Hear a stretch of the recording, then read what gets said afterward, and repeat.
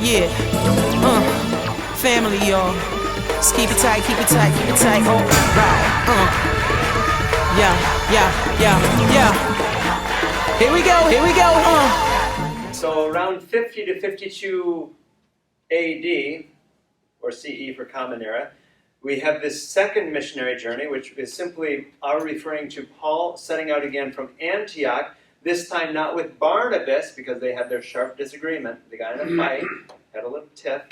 Instead, this time he's going with Silas, and this time they're going through Asia Minor to North Galatia, and then Macedonia, and then Corinth, returning to Jerusalem and Antioch. So if we follow the arrows, this time we're setting out on land, not on water, from Antioch.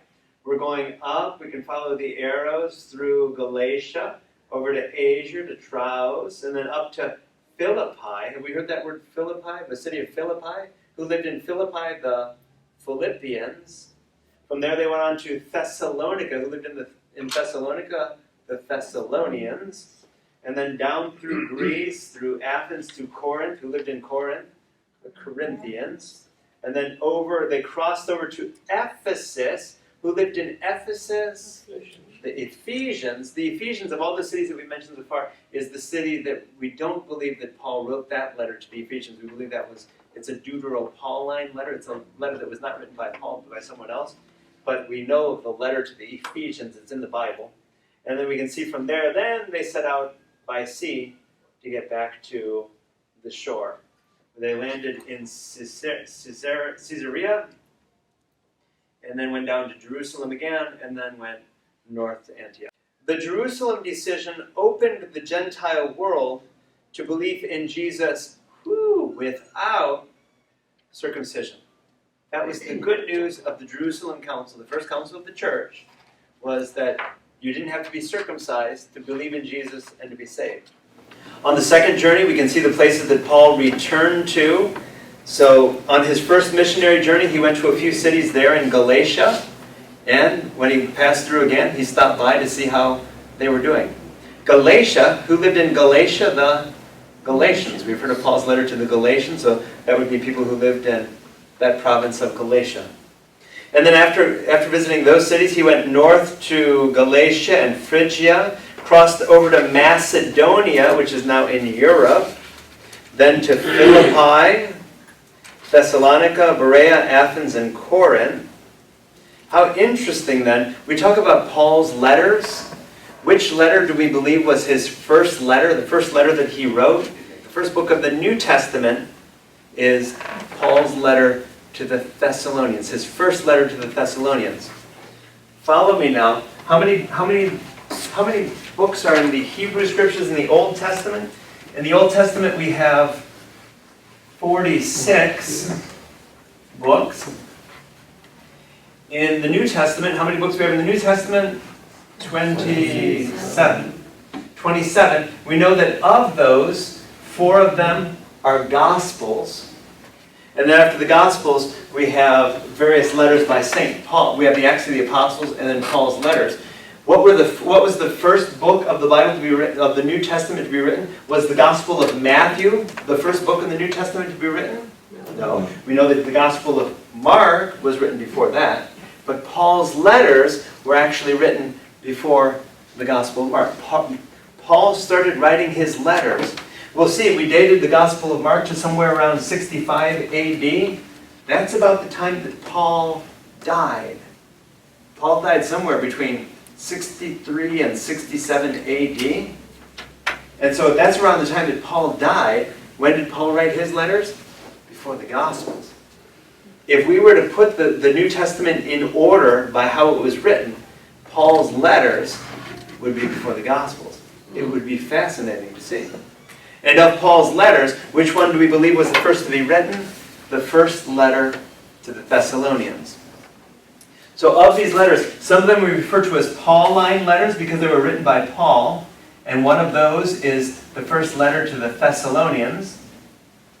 And then we refer to other letters as Deutero-Pauline. So the Pauline letters were written by Paul. Deutero-Pauline letters were not written by Paul, but have been attributed to Paul throughout the years. And so one of those Deutero-Pauline letters is the second letter to the Thessalonians. So in the Bible, there are two letters, the first letter to the Thessalonians and the second letter to the Thessalonians. This one was written by Paul, the first letter. The second one, not written by Paul. How interesting. At Mass, then, if we were to correctly refer to those letters, we would say a reading from the first letter of Paul to the Thessalonians. A reading from the first letter of Paul to the Thessalonians. The second one, more accurately, it was written in the spirit of Paul and in the name of Paul, but did Paul write it? It's really a reading from the second letter to the Thessalonians. It's attributed to Paul, but we don't believe it was written by Paul. So the first letter to the Thessalonians then was the first book of the New Testament to be written. Where do we think it was written from? We think it was written from Corinth. And so during that second missionary journey of Paul, we circle Corinth there. That was the city from which the first book of the New Testament was written. Paul's 18-month stay at Corinth was his longest stay to date. So when he was there writing his first letter to the Corinthians, how long was he there? 18 months, a year and a half. So what we're going to see is Paul hasn't written his letter to the Corinthians yet. We have the first letter to the Corinthians and the second letter to the Corinthians. So essentially, he's going to stay with them for a year and a half and build community and build church with them. Then he's going to go on from them and hear about what they did. Then he's going to write back and correct them. Also at Corinth, during this year and a half that Paul was at Corinth, he met two women, Prisca and Aquila, often referred to as Prisca and Aquila. So Prisca and Aquila are early saints of the church. What can we say about them? Because the early legends talked about how they loved one another, they're often referred to as the patron saints of, we talk about the LGBTQ community, they're referred to as the patron saints of the lesbian community. They sailed with Paul from Corinth to Ephesus. We can follow that on the map above. They journeyed with him to Ephesus and later became his lifelong friends and co-workers at Ephesus and later at Rome. It was this group of ladies who were fellow ministers of the gospel. So when we think of early ministers of the church, we're so used to thinking men. Prisca and Aquila are examples of two early women who were sharing the ministry. Paul's third missionary journey took place somewhere around 54 to 57 AD, or CE, Common Era if you prefer. And again, they began in Antioch. This time they traveled up through northern Galatia to Ephesus, over on the coast. And then from there, Paul stayed in Ephesus for 3 years. So before he stayed for a year and a half in Corinth, then traveled back to Antioch, now he's going to go and live in Ephesus for 3 years. Ephesus, why is Ephesus important in early Christianity?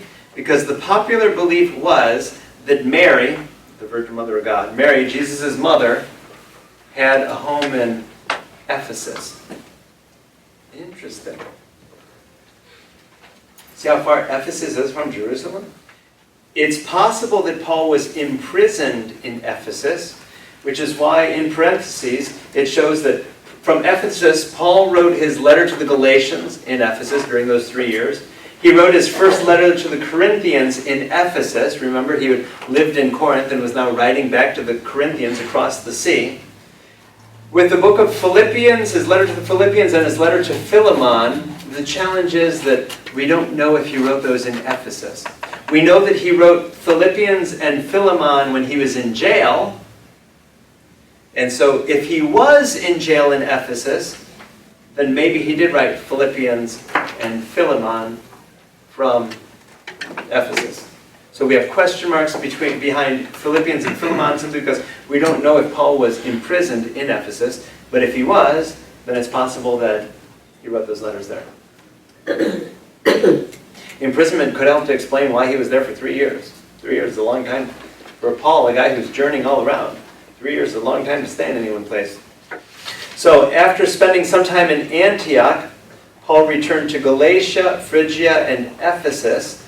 At that time, Ephesus was the most important city of the Roman province of Asia. We know the Roman Empire went all around the sea there, around that part of the sea. So this was in Asia, whereas Greece was in Europe. Greece is in Europe, but in Asia, Ephesus was the most important city of the Roman Empire in Asia. The Acts of the Apostles tells us of Paul's struggle with the 7 sons of a Jewish high priest who were exorcists. And it also tells us of a riot led against Paul by silversmiths devoted to Artemis or Diana of the Ephesians, simply so that we get an idea of the story there. So there was, the people in Ephesus had their own gods, and one of them was the great mother god of Asia Minor, who in their language was Artemis or Diana. And the silversmiths had a sort of trade around this because there was a large silver statue of her with many breasts or cone-shaped protrusions out of the statue. And the silversmiths obviously had some interest in the cult, in the worship of this goddess.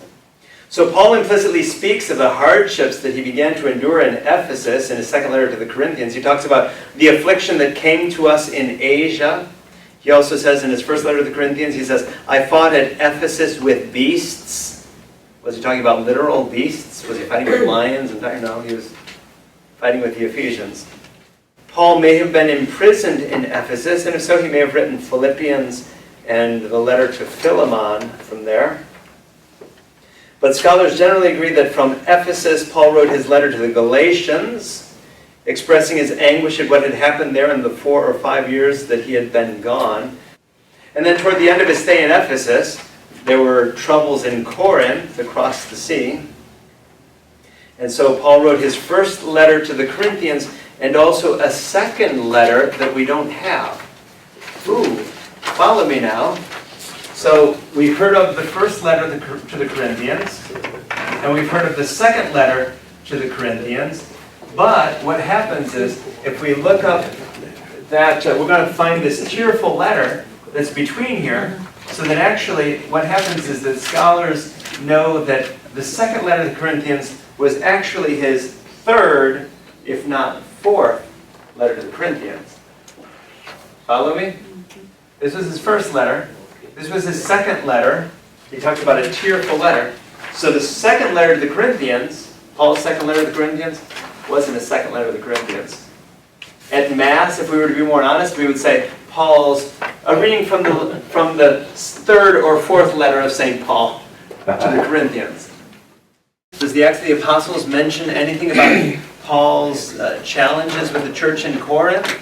It's absolutely silent about that. So St. Luke in the Acts of the Apostles doesn't tell us anything at all about Paul's challenges with the Corinthians.